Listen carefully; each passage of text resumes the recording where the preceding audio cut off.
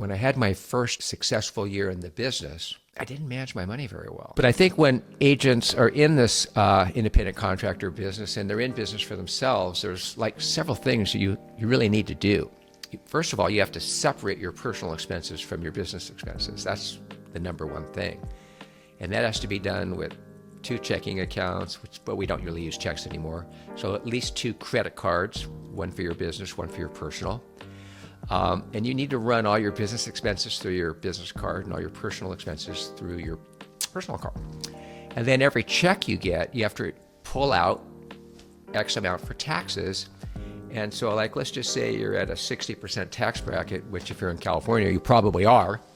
And you get a check for $10,000. That means you're really only going to make $6,000. So you have to pull out the 4, stick it in an account for taxes, that you're going to pay at the end of the year. What's interesting about that is when you start thinking and planning your business and you're writing your business plan, now you got to look at it this way. For every 10,000 I make or every 100,000 I make, I'm only keeping $60,000. Now, out of that 60,000, I have to run my business and my personal expenses. So if you take all of your business expenses and you put them in a list, and you take all your personal expenses and you put them in a list, you have to budget that to fit at that net dollar that you make every year so that you don't overspend.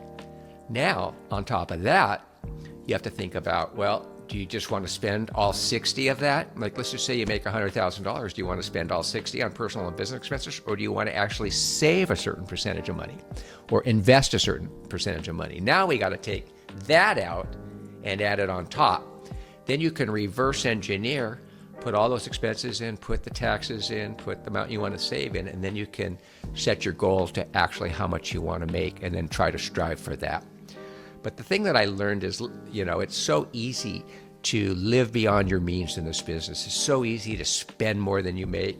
And part of that is just because you're not including taxes, you're not thinking about your personal and business expenses, you're just going fast and hard, you're trying to build a business, so you're spending here, you're spending there, you're rewarding yourself because you've been working hard.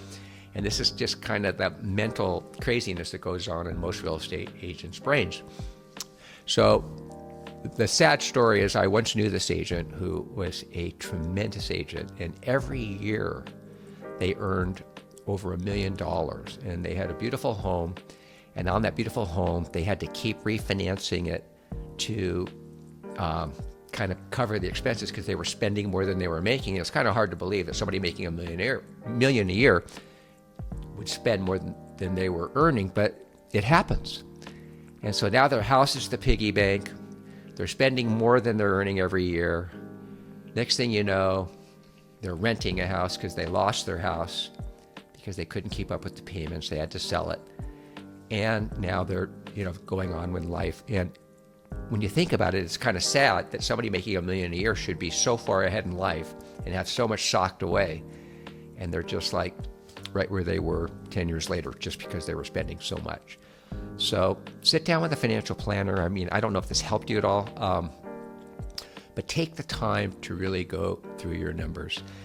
And I love this one comment that Dave Worth, who runs our growth here at Douglas Elliman, always says, visit your money every day. That was a tip his mom taught him. Visit your money every day. So in other words, look at your accounts, look at your, just see where you're spending, see where you're earning, and just make your money a friend. And, money's a funny thing because some people feel guilty about making a lot of money, or they have like certain attitudes about money.